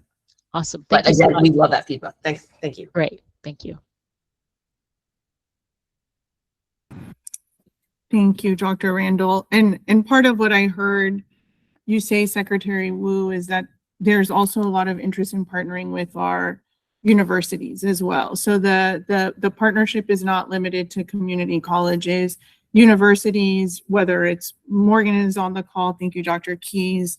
Dr. Rin is here representing the University System of Maryland. Earlier we were joined, I think she might have had to hop, with the Associate Provost from St. Mary's. So it sounds like many of these funding opportunities, some might be limited to the community colleges, but many of them are not. Absolutely. Is what I'm taking away. Thank you, Madam Secretary. And I just want to say thank you again for your leadership and partnership, right? It's so important that we have that constant dialogue. Absolutely not. And that's why I wanted to highlight some things like healthcare or transportation. Like, there is room, and some of them are explicitly about not only college, but advanced degrees beyond that, advanced professional degrees. So finding that support is really important. And again, we're most familiar perhaps with the community colleges because we partner with them so frequently, but especially with AI and the other changes, we have been speaking much more with our four-year institutions, and that's where we feel like that experiential component, we know that's increasingly a focus with four-year institutions, and we want to figure out how we can best support that. And make sure, we do work very intensively with many employers. How can we help facilitate those partnerships? How can we make sure we're supporting curriculum development, experiential learning, like any of those pieces? We're eager to learn. And again, the lighthouse sectors, which I know you've talked about, Madam Secretary, have been, biotech, cybersecurity and IT, and aerospace, we also have other priority sectors of healthcare and infrastructure. And I know many of your institutions focus a lot on those. So we feel like there's a place we can partner with everyone. Wonderful. Thank you. And I do want to recognize that we're also joined by Matt Power representing the independent institutions, and collectively our schools do such a great job of not only producing talent, but then that talent tends to stay here in the state, which is so incredibly important from a workforce development perspective. So happy to share a copy of the slides with the group. Would be happy to have you join us at a future meeting to make sure that these lines of communication remain open between our sectors. And again, have a ton of gratitude to the governor as well for making these investments possible for workforce development and talent development as it relates to higher ed. Thank you. And I just realized Assistant Secretary Erin Roth actually was on the call. I didn't see her earlier, but I think she joined a minute after me. So I want to thank her for her leadership and work. And like we're all always available to any of you or any of your institutions. I think that's the critical thing. If we haven't built a relationship or been on campus in a while, please, we'd love to deepen that. Wonderful. We will, not that this is meant to serve as an announcement, but we are going to be doing a series of campus tours, hopefully starting this summer, trying to hit as many of the institutions as possible during FY27, and would love to extend an invitation to you as well if there are moments to really deepen that in the ways that our work intersects. Thank you. Thank you. Gracias, Team Labor. Have a wonderful Tuesday. Thank you, Madam Secretary. So we have 4 minutes left for what I imagine will solve all of the problems related to Pell First. But we did have a member update. So Matt, perhaps with the remaining time, if you just want to overview what you were thinking, and we might have to take the conversation offline and provide a broader update to the team. But if you don't mind, happy to turn it over to you. Perfect. And we can wrap this up in 4 minutes, I promise, maybe 2. So initially, I think the concern, and I asked for it to be put on the agenda before the operational guidance was sent out from MHEC about Pell First. So I think that solved and allayed some of our concerns. That said, I did just want to clarify, we did hear back. I know our FAOs are supposed to provide feedback on that guidance by the 11th. That guidance is for 26, 27, right? Because we obviously heard from a lot of our folks that, well, we've been packaging for months and now we're getting, okay, thank you. It's for 26, 27. Okay. And then the only piece really related to Pell was just, given the DOE final reg in May, is this going to cause any friction or problems with the federal government? And Al answered some of this for me via email. Thank you for the back and forth, Al. But I mean, if you just wanted to fill the rest of the group in our conversation, that might be helpful. And that's it. Sure, no Sure, problem let at me all. turn it over to, thanks, Al. So definitely when we looked at and really did an analysis of the federal law and the changes, we looked at putting Pell First is really putting it Pell last. By putting in Pell First and then looking at the need remaining and really federal need-based aid. So you're not just looking at Pell, you're looking at SCOG. If a student has it, some schools have the 1800 land grant. If that's a need-based scholarship right there, looking at those and leaving room so that we're utilizing state aid strategically, that there's more aid available for more students. At the same point in time, it's putting that Pell there, that's creating that placement for Pell, that if additional funds come in, it doesn't necessarily go over because you've already minimized that state aid based off Pell. Now, when we look at it, really the certification of the Pell and then state aid, and then the reduction if an individual actually reaches their cost of attendance, again, looks at the reduction, looking at putting that state aid first so it does not impact Pell. So it's like in one way, certify and make sure Pell's there. And the other way, if you need to reduce and you find that state aid is the one that needs to be reduced and you're not affecting Pell, you're reducing that state aid, and then there's an order of reducing that state aid.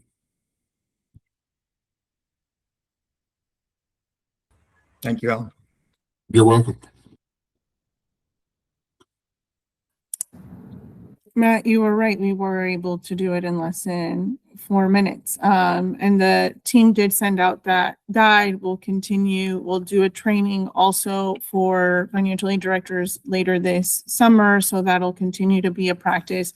We're actually thinking of standing up a training for our community-based organizations, which were referenced earlier, who are also working closely with our students, particularly in K through 12. And we continue to partner with the Maryland State Department of Education to provide training to high school guidance counselors as well. So lots of training is going to be necessary given the fluctuations in the federal environment and changes to access to financial aid. Is there anything else for the good of the order? If not, may I have a motion to adjourn? So moved. Second. And you can vote by clicking on the red button. Thank you, everyone. Have a wonderful summer. Take care.